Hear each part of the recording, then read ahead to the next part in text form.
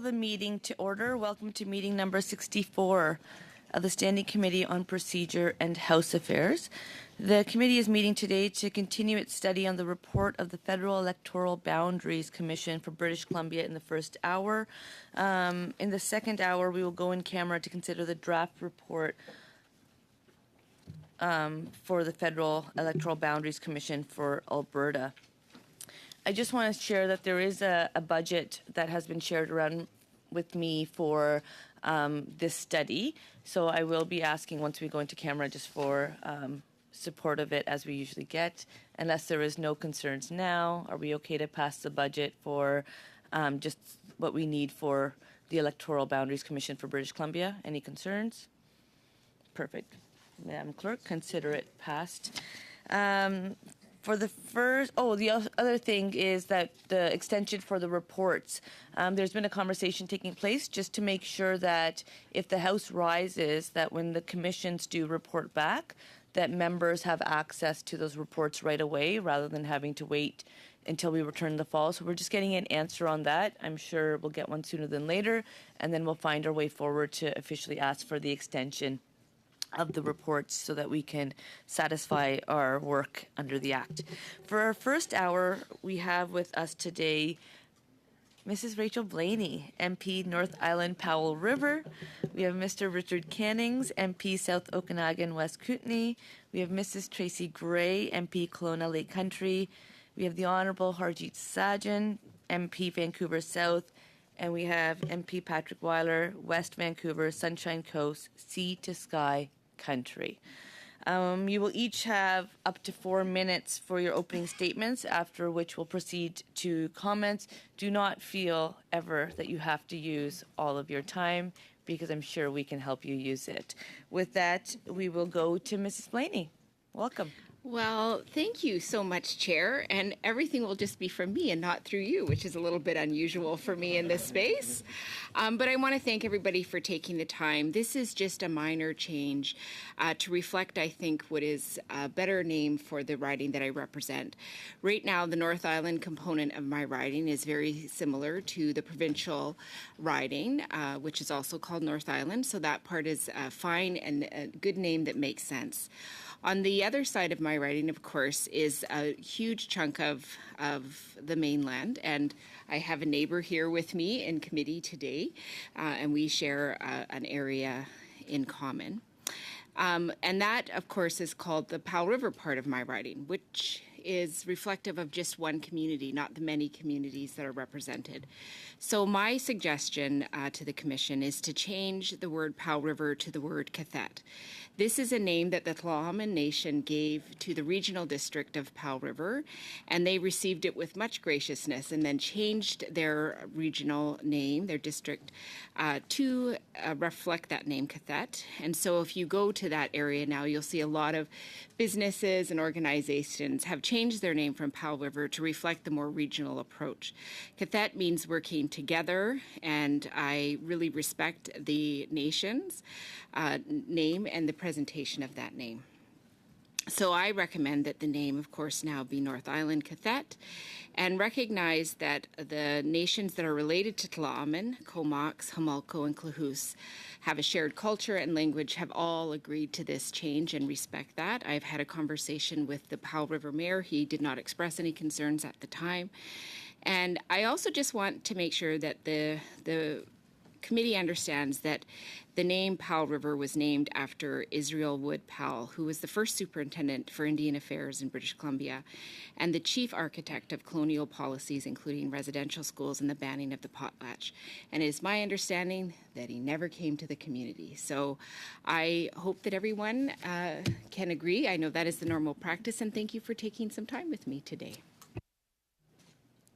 It's indeed been an honor and a privilege. Thank you, Mrs. Blaney, for sharing that with us and for returning us a minute 30. Mr. Cannings, welcome. Well, thank you, Madam Chair, and thank you to the committee for the opportunity to be here and present here today. The recent report of the BC Federal Election Boundary Commission proposes major changes to the riding of South Okanagan, West Kootenay.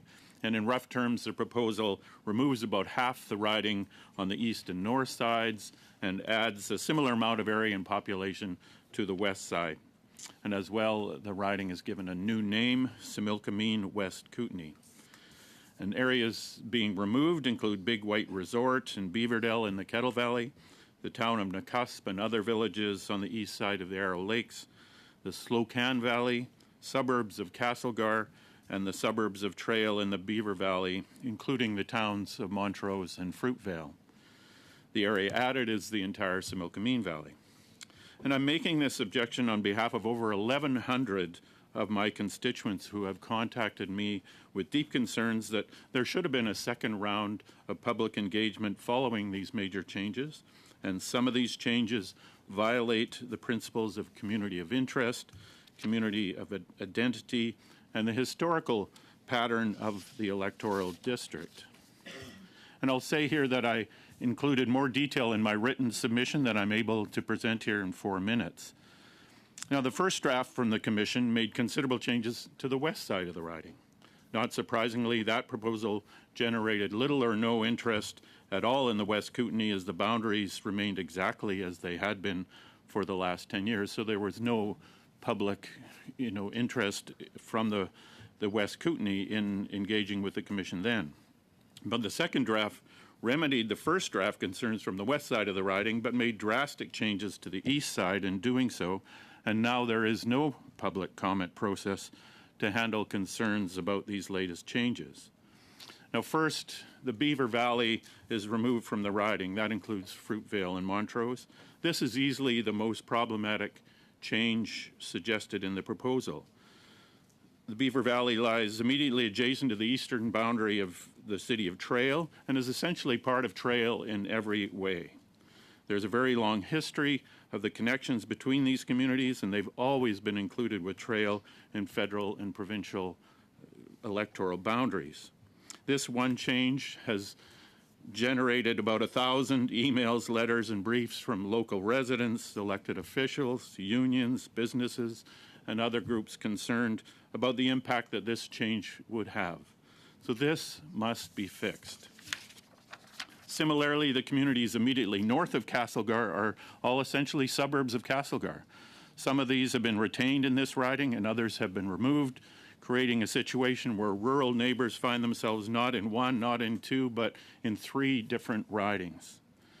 The Slocan Valley is arguably the heart of the West Kootenay, but is now removed from ridings shared by its West Kootenay neighbors and included in the new Vernon riding.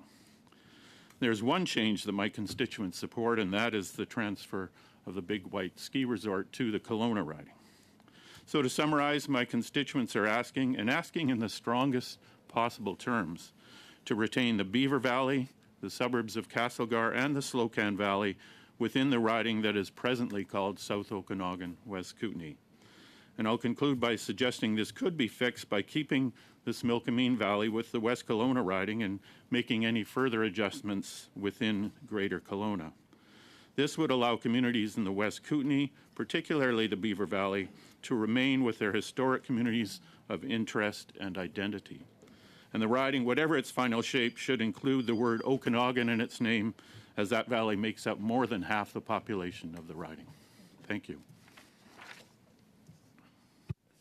Thank you, Mr. Cannings. And now we'll proceed with Mrs. Gray. Thank you, Madam Chair. Good morning, colleagues, and thank you for the opportunity to appear before you today regarding the Boundary Readjustment Report for British Columbia. I'm appearing before you today to raise an objection regarding concerns brought to me by the Mayor of the municipal government, the District of Lake Country, on behalf of residents in that community, with regard to the latest report on boundaries. The objection pertains to the name of the electoral district where the District of Lake Country would be included if this report was adopted. In the latest proposal, the District of Lake Country will be part of a new proposed constituency named Vernon-Monashee. The Mayor of the District of Lake Country, on behalf of residents, have asked that I express to the committee a proposal to add Lake Country to the name of this new constituency. A letter from the Mayor making this request was also submitted to the committee when I filed my objection.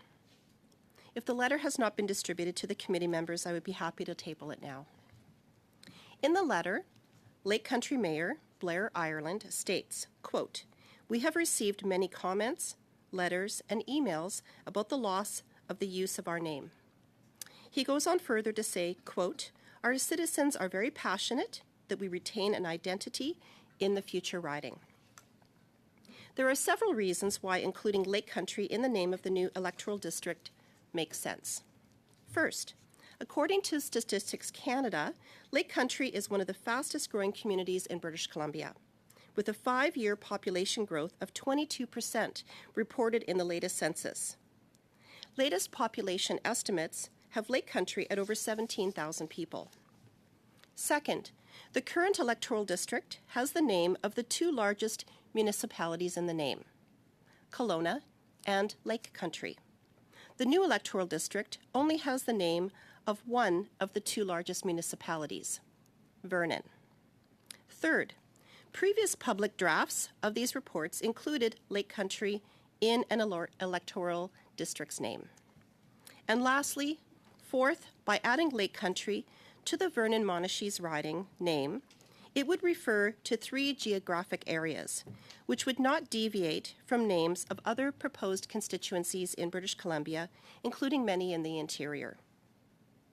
I hope that the committee will take this reasonable recommendation into consideration when developing their final report to the Commission, and I look forward to any questions that you may have. Thank you, Madam Chair. Thank you, Mrs. Gray. I'm very confident that committee members will. With that, we will proceed with Minister Sudgeon. Welcome. Thank you, Madam Chair. Today, to present a significant concern of splitting a very historical community in Vancouver South with the most recent boundary change proposals. The ramifications of this on communities of identity and historical patterns is quite significant, impacting one of the pioneer six societies in North America and greatly discards their identity and legacy. Now, I present this not only as a member of Parliament, but for someone who actually grew up there and has a deep personal understanding of the contributions, impact, and legacy of the communities in question. Now, the heart of this objection is rooted in the absence of consultation in making this recommendation a clear departure from Section 15, Sub 1, Sub B of the Act. That the community of interest or community of identity and historical patterns in this district and province references the South Asian community, many of which include Punjabis and Sikhs. The diaspora's contribution and history in the neighborhood is recognized and respected by all 3 levels of government from all political stripes. Now, in the essence of the Commission's recommendation is to split the Sunset neighborhood in South Vancouver into 3 different ridings. The westernmost boundary of into Vancouver South is currently Cambie Street, moving eastward onto Fraser Street. Will separate 2 key community pillars without any insight or feedback. The proposed change would place the Punjabi market into Vancouver Arbutus and leave the Khalsa Diwan Society in the new riding of Vancouver Fraser Burnaby South. Additionally, this change will also fracture the Sunset on Fraser Business Improvement Association into 3 ridings. The northern portion of the riding would be in Vancouver Kingsway. Now, please note that the Commission's initial proposal made in June of 2022 did not remotely indicate any such segregation. In fact, the initial proposal left the western and northern and southern boundaries of Vancouver South untouched, while extending the eastern boundary into South Burnaby, which is not unprecedented and has happened for a short duration in the early 2000s when the riding became known as Vancouver South Burnaby. Now, when the second boundary proposal was made, organizations like Khalsa Diwan Society and the Punjabi Market were completely taken by surprise by this recommendation, which ignores the history of the 2 entities in South Vancouver and Sunset. So I trust that the Commission simply was unaware of what this vital corner of Vancouver South means to the entire community. I know that the Commission did not intend to separate the Pioneer Sikh Society established in 1902 from the Punjabi Market. I know that they did not intend to separate the 2 entities that hosted the first Vaisakhi Nagar Kirtan in North America. And I know that the Commission did not intend to separate two entities which have a long-standing history of advocacy and engagement when they have historically not been welcomed or felt at home in other places. And I know this was not intentional as such, that I bring forth the objection with the faith that this will be rectified. And I also do so standing shoulder to shoulder with many of my colleagues and riding neighbors, as well as community leaders from all backgrounds. This includes Chief Wayne Sparrow of the Musqueam Nation, who has been seen firsthand the neighborhood's work towards reconciliation, as well as my parliamentary colleagues who are my current riding neighbors, including Member of Parliament Talib Noor Mohammed, Don Davey, Jagmeet Singh, Wilson Mao, and Parm Baines. Each one of them understands and agrees that the Sunset should remain united. The objection also has support provincially and municipally from Vancouver City councillors, commissioners, as well as members of the Legislative Assembly from all political stripes. So in my objection submission, you will see that almost 20 letters fighting to keep Sunset united from organizations and leadership across South Vancouver, and organizations who are not, in some cases, not directly even connected to Sunset. So simply put, what we are asking for is to keep the historical communities together with the proposals that we have made. Thank you. Thank you. And now we will go to Mr. Weiler. Welcome. Thank you, Madam Chair, and thank you, members of PROC, for having me here today. I'm appearing before you today in response to the proposed changes to the boundaries of West Vancouver Sunshine Coast Sea to Sky Country, and I'm objecting both to the changes of the boundary itself, which divides a clear and long-standing community of interest, and the name change, which would exclude a majority of the population. My first objection pertains to the proposed eastern boundary changes, which splits the key historic neighborhood of Ambleside-Dunderave. Ambleside-Dunderave lies at the core of West Vancouver, contains most of the public institutions and amenities of the district, and is home to organizations that represent this cohesive area, such as the Ambleside-Dunderave Business Improvement Area and the Ambleside-Dunderave Residents Association. It's relatively flat, densely populated, and clearly demarcated by adjacent neighborhoods and geographical features. In my opinion, in severing this community of interest, the Commission has run afoul of their mandate under Section 15(1)(b) to consider the community of interest or community of identity in or the historical pattern of an electoral district in the province. The Commission's public hearing on this name change last June was well attended, and clear opposition was expressed by residents in the affected area. In addition, representative bodies such as the Mayors and Council of the District of West Vancouver and the City of North Vancouver, the West Vancouver Chamber of Commerce, the Ambleside-Dunderave Residents Association, and the former Conservative Member of Parliament in my riding, John Weston, all opposed this change and made written submissions to the Commission accordingly. In response to the concerns raised about the placement of the boundary, the Commission amended their proposal to move the boundary from 15th Street to 21st Street. Rather than mitigate the concerns raised, it exacerbated them by further severing the core of the community. So to keep the community whole, the boundary should in fact have been moved westwards. And given the Commission has decided that it must split West Vancouver, I'm proposing an alternative option that will minimally impair communities of interest within West Vancouver while aligning the population near to the electoral quotient. This proposal represents a new argument to the Commission, which has been necessitated by the amendment they made to the initial boundary change. So I propose the eastern boundary at 11th Street, thereby aligning it with the well-known eastern boundary of Ambleside. And this would result in a population of 123,717, which would align it with the average population size of the proposed electoral districts on Vancouver Island, which share borders, including my colleague to my right, and many characteristics to this riding, such as a reliance on ferries. With the flat population growth in West Vancouver as a whole, only the area that's east of 15th Street is likely to see any significant population growth. So shifting the boundary to 11th Street could be done without affecting neighboring electoral districts by ensuring the only area of growth will then join a fast-growing North Vancouver district, which would have a slightly lower population at first with no other changes to boundaries.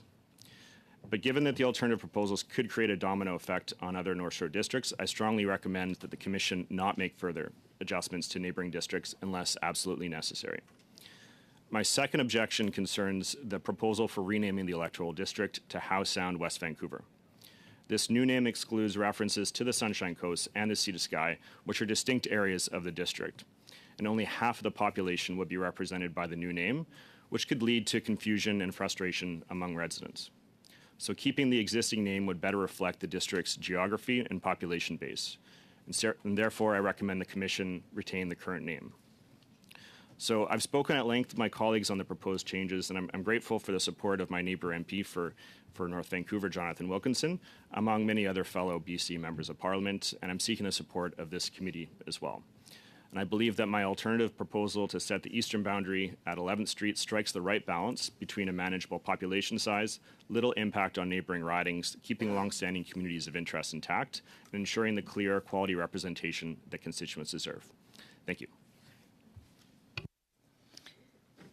Thank you. We will now proceed to 6-minute rounds for questions and comments. We will commence with Mr. Albis, followed by Mr. Nur Mohammed, and then Madame Goudreau, followed by Ms. Ashton. Mr. Albis, the floor is yours. Great. Thank you, Madam Chair, and thank you to all my colleagues for being here today. Obviously, it's a very difficult position for elected officials to be in. I believe firmly that this should not be, the sole premise of elected officials, although we have the task of at least bearing representation. So I appreciate everyone's there. I also want to say that with the exception of Mr. Canning's, Conservatives do support in principle the idea that a member of Parliament should be able to be accountable to their constituents with a name change. So we support Tracy Gray as well as other ones that are there. The reason why I put a little caveat to Mr. Canning's is because actually I represent the Smilkameen area. And I was glad to hear in his presentation that he actually said, well, if the Smilkameen is maintained in the current boundaries, that he isn't proposing to take that away. That's what I inferred. Is that correct? That the Smilkameen would be maintained, its identity, and whatever happens? Yeah, I've talked to people in the Smilkameen, and their one message is that the Smilkameen Valley should be maintained whole. And in the initial proposal, it was cut in half. They objected to it, so it was. But I'm just stating, as you said, the Okanagan is a significant part that it should have some name in it. I'm also suggesting the Similkameen should have a name, and regardless of which riding that the Electoral Boundary Commission decides to go with. So that's just putting that on the record because I think it's important to be hearing from the person that represents the area. Now, Mr. Cannings, when it comes to your issue with process, and we've heard from other members of Parliament saying that there was a radical revision that people weren't able to respond to. The challenge you run into is ultimately the Commission has a job to do. And again, every time they put out a proposal, I imagine there would be people that would say, we're against that now.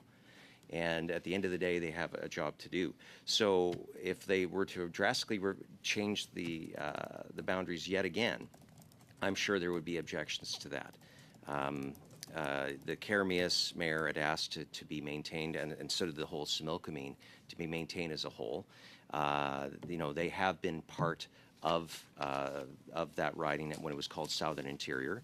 And as much as I love representing them, they have said that being part of Penticton is their natural trading route. So do you see the problem of separating those kinds of things out as you've chosen here? Well, yeah, I would agree with everything you said there.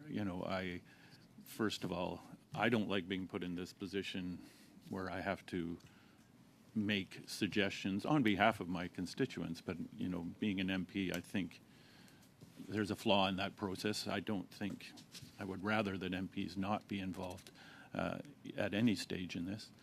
But with regards to the Smilkameen, as I say, I've talked to people in the Smilkameen.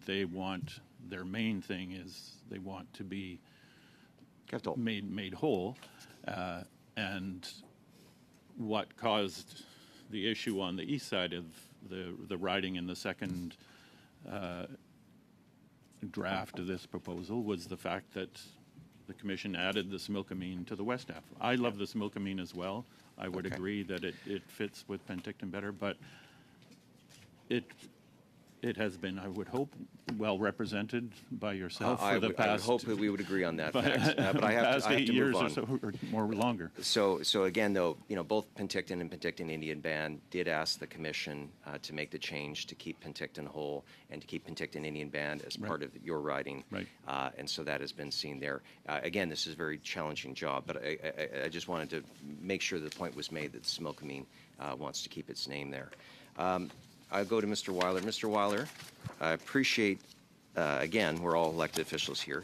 You have said that you're unhappy with the current process, as well as the, so you've made an alternate proposal.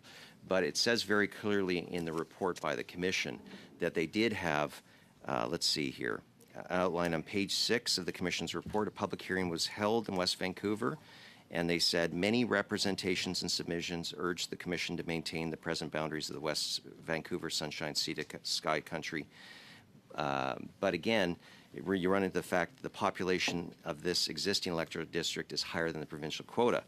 Now, it did say on page 17 that it was aware of the concerns expressed. The Commission concluded that decreasing the population of the district is necessary, and it views dividing West Vancouver as the most advantageous decision given the limitations of physical geography and the population distribution of the area. So they have heard, on page 36 of their conclusion, they said, we have considered every single submission, and this is what they've come down with.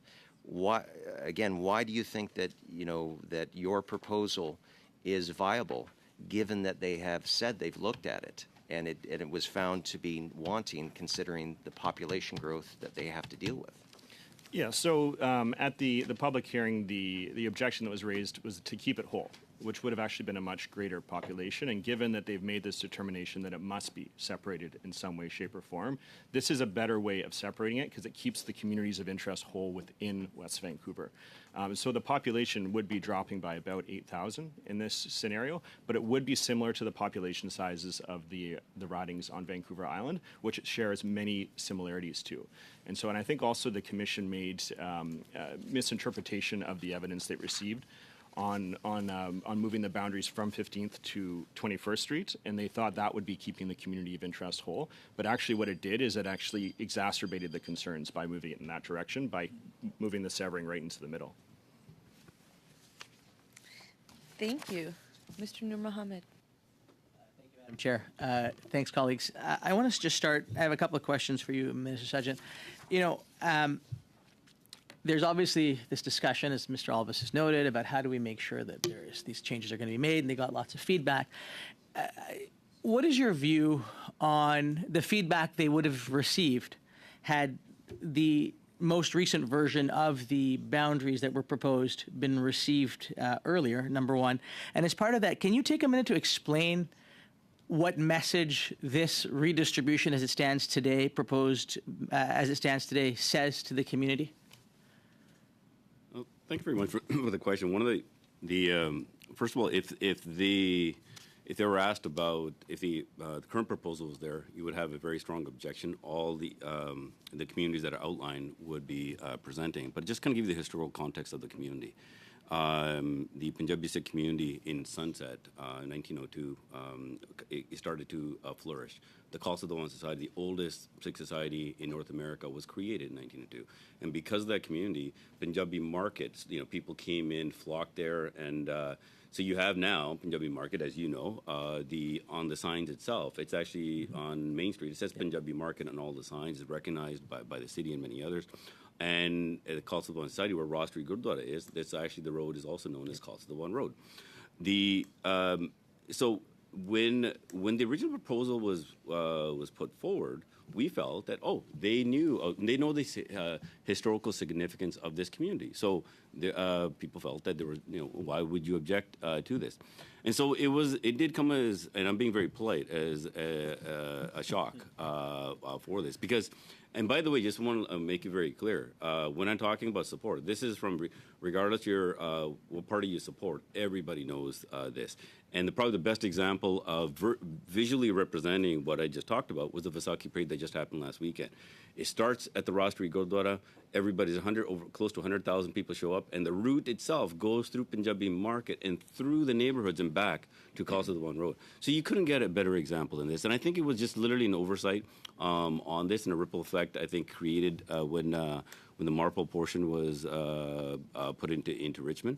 So I'm hoping that this will be taken into consideration of putting the community back together, because representation for the community is extremely important.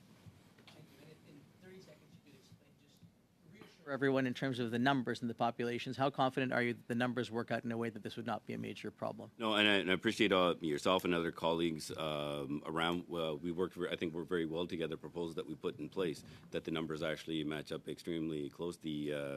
And I'm also thankful for Don Davies for support on this, because everybody knows, like I said, the significance of it. So the numbers do match up. I'm not opposing the eastern portion of the riding, and I know because historically the riding has actually represented in Burnaby. What I'm actually just fighting for is keeping the community together, and the numbers do match up based on our proposal. Thank you. And Mr. Weiler, question for you. I mean, as somebody who played hockey at the rec center in West Van and then would walk the 2 blocks to the library, I find it bizarre that they would now be proposed to be in 2 different ridings. When you talk about the western or the western boundary, effectively, of Dunderave being 28th Street, can you talk a little bit about what kind of confusion it's going to cause for people that live on either side of the line of 21st Street being in one riding or the other, particularly the large number of seniors and others that you have that wouldn't necessarily know that they're no longer voting, for example, at the senior center? Can you just talk a little bit about the consequences of that? Yeah, well, thank you for the question. And you'll see in my submission on page 10 a map which will illustrate this as well. And it just shows all of the public amenities that are right in the center of this area, the area that's going to be actually bounded on each side of the boundary that's been proposed to be changed. And to your point, there's a lot of seniors that live in this area, and the main advanced polling site is actually right on the boundary of where the Boundary Commission has proposed it being set. And so this is very concerning, because that is one of the most fundamental times for our democracy. And these are folks that may not know which district they're going to be voting in. So that concerns me greatly, and it's not a natural boundary, because it is simply a street in the middle of the community, right in the core, which in no other scenario has been separating communities. And so where you're going to church and where you're going to your seniors activity center, the biggest church and the biggest seniors activity center would be on opposite sides of the boundary. And so this is likely to cause a lot of confusion. And I don't think that's good for democracy, and that could have a major impact on voting turnout as well. Well, the other thing that has come up, though, is this question of population and making sure that you don't have bleed and impact on other ridings. And you noted this in your submission.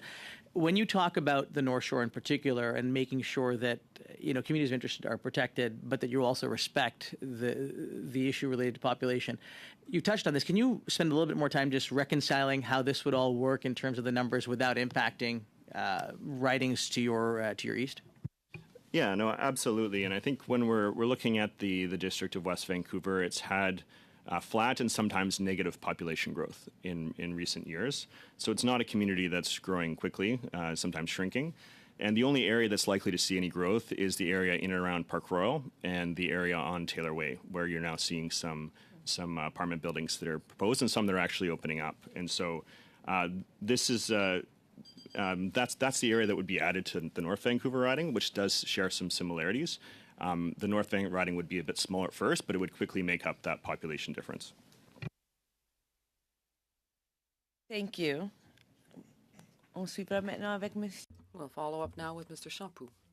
Thank you, Madam Chair. Thank you to all of you for being here. I'll begin with you, Ms. Blaney. I wanted to talk a bit about riding names and the importance that we accord to those. Ms. Blaney, you were here when my colleague from Manicouagan, Ms. Gill, presented her objection, which is a bit similar to yours. But she said something that I found really interesting, and I quote her. She said that in the concept of reconciliation and the rights of people, Indigenous people, the UN's declaration, there's a sine qua non to include these names in these writings, and that's what you wish, I believe. So do you think that the Commission did enough in this regard? That's a very interesting question. So thank you for asking for that. I do think that in my role on this committee, we've heard repeatedly that there are concerns that have been brought forward from Indigenous communities and about the fact that the process may not be as helpful to those communities, and that one of the things that we may want to explore within this country is how those communities are engaged in a more meaningful way. So I think it is always important for us to look at our structures, because if we talk about discrimination, if we talk about the history of colonialism within Canada, it's the structures themselves that have intrinsically built into them processes where marginalized communities are disenfranchised. So having that meaningful discussion, I think, is really important, and why I'm very happy to bring forward this suggested name change, which I think will really reflect the riding that I represent and many of the people who are in it. Il existe un There is a greater number of Indigenous communities that we can include in the riding names. So do you think it's something we should do systematically when it's possible to do so? I think it really depends on the riding. I have a larger riding, the third largest in British Columbia. I represent over 20 Indigenous communities. One of the reasons that I was able to offer this is because the territory that I represent is broadly represented just in that one area by a nation that's related to other nations that we're all comfortable, and they share a language. So that made that portion better. But I represent a broader part of the mainland, but that part of the mainland with many other nations that are just as important as this one is represented by the North Island, and that's the provincial name. And so the challenge with that, of course, is there's many nations, and trying to figure out which names would be used would be hard. But I think it's an important conversation to have, because it is the names of the first people of this territory, and it should be recognized in every way that we possibly can. So, you know, if the members from that region come forward to me with some ideas, it would be very interesting to go through that process, and I would be very excited to do that with them. Merci. Monsieur Can. Thank you very much. Mr. Cannings, I'm going to speak to you even if I'm probably the person who's the most jealous of your riding, which I've had the opportunity to visit several times in a previous lifetime. You are currently facing issues that are significant regarding your riding, and I know that you brought proposals to the Commission. And I'd like to hear you elaborate a bit on that, on all of the disruptions that these changes would represent for the Valley of the Okanagan if they are implemented. Well, the disruptions would affect more the Kootenay, the West Kootenay side. The Okanagan is retained as it is now, and that's a good thing. But on the Kootenay side, we have, as I said, communities like the Beaver Valley, which is a part of Trail. That's the city. If you go out the other way, you know, it's just mountains and forest. And it's being taken away from Trail for the first time in electoral history, whether provincial or federal, and put with a riding where the nearest MP office is over one of the highest mountain passes in the country. Similarly, we have the suburbs of Castlegar, suburbs like Brilliant, Thrums, where people live there, work in Castlegar, or people in Castlegar work there. And now those suburbs are being taken out, put in that same East Kootenay riding, or they're put in the south, in the Slocan Valley, in with Vernon, which is, again, it's a ferry trip. We don't have many ferry trips in the interior of BC, but there's one ferry that you have to cross, and then another major mountain range to get to your MP. So those are the kind of disruptions, not just the inconvenience, but just the communities of identity. These people identify as West Kootenay residents, and they are being put in by themselves with communities that are not part of the West Kootenay. And so, and for no apparent reason other than for trying to make sure those numbers are right. And we've put forward a proposal that where the numbers work, and it would those communities would be kept whole and with their neighbors. Je trouve ça intéressant ce que vous dites parce que I find it interesting what you're saying, because we had a proposal for the riding of Drummond, and they're the same arguments that I presented to object to the suggestion, and those are the components that were kept in keeping this riding intact. So I find it interesting that you're proposing the same arguments, but that you haven't been granted the same answer. I imagine that you had the support of your community, of your constituents and stakeholders. So do you feel that everyone was really heard? Or how do you feel about the answer of the Commission to these issues? Because I hear the bell ringing. But I would say the people have certainly let me know, but they have had no public process, because the public process was about the first draft where the Okanagan was split up. Now the Kootenai is split up and there's no public process, and it's an even more concerning change. So that's why I'm saying there should be, in situations where you have such a drastic difference between the two drafts, there should be some public process. Absolument d'accord. I absolutely agree. Miss Ashton. Thank you very much, and I'd like to direct my first set of questions to Mr. Cannings. Mr. Cannings, I think you've reinforced very well the extent to which your constituents felt blindsided by the latest round of changes that were proposed. A bit of a similar scenario in our riding, where folks were never given the opportunity to speak to a proposal because they were never made aware of it by the time that the Boundary Commission made that proposal in that second round. But I want to go back to some of the issues that you've raised. You mentioned that you were objecting on behalf of 1,000 constituents. What were their main concerns about the proposed changes to your riding? Yeah, well, it's actually, we received over 1,100 emails and letters, and as I say, all the mayors and councils and the regional districts and all those people have spoken with one voice on this, and that's because of these changes that occurred in the second round, so they don't have an opportunity to go to a public hearing as was available in the first round. And so all these, I haven't counted up the exact number, but the vast majority of them are about the decision to take the Beaver Valley away from trail, I would say. There's been a huge swell of concern from that area. So that's, the highest priority. But similarly, the situation in the suburbs of Castlegar, here we have a community, that is surrounded by rural areas and mountains and forests, and its immediate suburbs are taken and put in a different riding, including Brilliant, where the big community center, that's the USCC center, that's the main big hall for Castlegar, is now in a different riding. So the vast majority of concerns are around the West Kootenai side of things. We have in the second round, as I say, the Big White was moved into Kelowna. That's a good idea, but they added the community of Beaverdale for some reason with that, where for no reason it should be kept with the rest of the Kettle Valley. So, as I say, the people of the West Kootenai want to stay in the West Kootenai, and they want the West Kootenai to be retained as whole as possible, and that's the vast majority of messages I've received. Mm-hmm. Yeah, a very clear message there. In your objection, you were mentioning that it would be logical to keep the population of the city of Kamloops in one riding, since it has never been divided in the past, and Kamloops is not in your riding. What pushed you to mention Kamloops?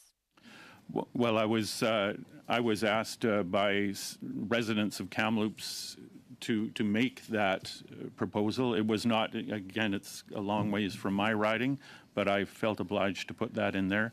It's, again, these situations where we have a lot of ridings that are mostly rural areas, and then because of the need to try to get the numbers right, we had to, the commission, tucked in and took parts of Kamloops and put them with different ridings. I think in that situation, we tried to create maps that would ameliorate that situation. It was very difficult, but I felt obliged to put that comment in there to recognize their concerns. Mm-hmm. Absolutely. I know you mentioned a bit about prioritizing you just shared some priorities in terms of the changes that you're requesting, but I'm also wondering if you can speak to what neighboring MPs think about these changes. I've had informal discussions with my neighbors, Mr. Albus, Mr. Arnold, who represents North Okanagan Shuswap, for instance, Rob Morrison, who represents the East Kootenays. They are all, I would say, neutral on this. None of them raised any serious objections or support one way or the other. And, you know, part of that is because the new riding was placed in the North Okanagan, so that has created a ripple effect that necessitates some change. And so, again, I haven't heard of any real objections to what I'm proposing. They just have, as I say, kind of remain neutral on this one way or the other. And I'm trying to represent my constituents as well as constituents of the Similkameen Valley, for instance, who are not my constituents now, but I have talked to them because that's part of the changes that have been proposed. And finally, we know that there's a lot of emphasis with the Boundaries Commission on communities of interest. I'm wondering if you could speak to how the draft report doesn't take into account communities of interest or historical connections between communities in the proposed boundary change. Is there an easy fix to this situation? And what I would say is, you know, the Commission has a difficult task. It has to create ridings that as best as possible fit with population numbers to make sure people have proper representation, but it also has to represent those communities of interest, those communities of identity. And I think if you asked a certain citizen, would they rather be in a riding that puts them with their neighbors and keeps those communities together than with a riding that might have 5,000 less people, so they'd have, you know, 1 or 2% more representation? I think they would choose to be in a riding that kept communities and neighborhoods together. Thank you for those fruitful rounds. Today, it brings us to the final panel for British Columbia, and I have to say I've learned a lot about this great province. I will suggest in 10 years when we do redistribution or whoever does it that perhaps we travel to the communities as part of this process to really be able to experience it in person. But I do want to thank all of you on behalf of PROC committee members for your work and for being here today. If you have any other information that you would like to provide, please provide it to the clerk and we'll have it circulated with members, to all members. And with that, we wish you a good day. Keep well and safe. PROC committee members will suspend for 3 minutes and then we'll continue in camera. Thank you so much.